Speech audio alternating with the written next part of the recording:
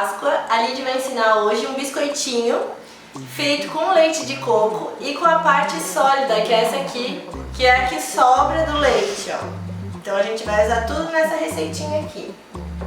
Que a gente poderia estar utilizando também, Ana, ou de amêndoas ou de castanha de caju, se a gente resolver fazer. O único que a gente não consegue utilizar a parte sólida é o de inhame, que é o que a gente ensina no livro. Sim. O que eu faço com aquela parte que sobra? Eu coloco no meio de uma massa de quiche, de torta, mas não dá pra gente fazer farinha com ele, a gente não consegue com o inhame, tá? Então vamos começar.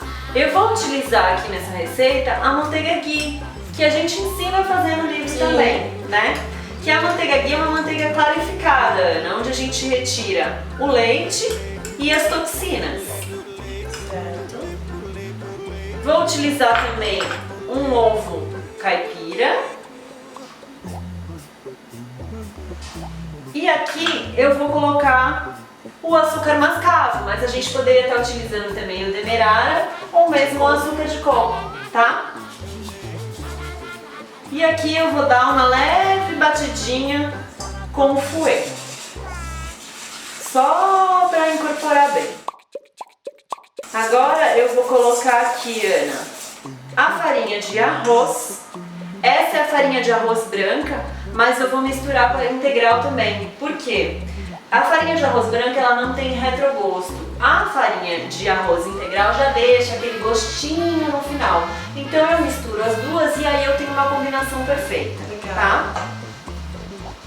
Por que é importante a gente usar os integrais, né? Porque aqui a gente está utilizando o arroz. O arroz ele tem alto índice glicêmico. O índice glicêmico é a velocidade com que o açúcar vai parar no nosso sangue. Se a gente come um alimento de alto índice glicêmico, o açúcar vai parar rápido na nossa corrente sanguínea e o que acontece? A gente já fica com fome logo em seguida. Mas Se a gente usa os de baixo índice glicêmico, no caso os integrais, uma saciedade. exatamente, então a gente tem saciedade porque aquele açúcar vai lentamente para a nossa corrente sanguínea. Por isso que eu sempre vou estar misturando. E por isso que é importante também que a gente utilize fibras de outra forma. Como é que a gente poderia estar colocando fibra aqui? Semente de chia, semente de linhaça ou mesmo as farinhas. Quando eu quero fibra, eu posso estar utilizando as sementinhas. Mas se eu quisesse acesso aos nutrientes que estão aqui dentro, é melhor que eu triture e use em forma de farinha, tá? Porque faz diferença então usar. Faz diferença, tá? Olha, E é sempre melhor que eu faça em casa, tá? Porque o que vai acontecer? Existem algumas marcas que garantem a estabilidade desses nutrientes, mas existem outras marcas que elas já trituram pra você e deixam lá no pacotinho. E esses nutrientes oxidam e vão embora, tá? Então é melhor comprar um grãozinho E fazer em casa. E se eu quero colocar numa vitamina, alguma coisa, eu só coloco. Direto e bater, tá? E quando eu for fazer em casa, sempre lembrar que em 3 dias ele oxida, não é que ele estraga. Eu ainda tenho fibra ali, mas os nutrientes eu não tenho mais. Então fazer o suficiente para consumir em 3 dias, tá? E agora eu vou colocar aqui a parte sólida do coco. E vou... É a manteiga ghee com açúcar mascavo. Vou misturar com as mãos mesmo. E aqui só vai ficar faltando leite, que vai bem pouquinho nessa receita, tá? Super fácil, então já tá quase pronto. Super simples. Eu vou colocar só uma colherinha de sopa. E aí, se a minha massa ficar muito pegajosa ainda, eu vou dar a liga com a farinha que eu usei em maior quantidade aqui. Que no caso a gente pode estar colocando a de arroz integral, tá? Sempre optar pelos integrais. Então aqui, como ficou um pouquinho pegajoso, eu vou finalizar com a farinha de arroz, tá? A ideia aqui é fazer uma bola mesmo que desgrude da minha mão. E agora eu vou abrir essa massa. Se eu quisesse trabalhar com ela em bolinhas, eu poderia, mas como é Páscoa, a gente vai Fazer o coelhinho. coelhinho, a gente vai cortar em formato de coelhinho. Dá pra colocar canela nesse biscoito? Dá pra gente colocar canela, dá pra gente colocar pedaços de chocolate, dá pra gente colocar uva passa. Então a gente pode aí, pode soltar a imaginação.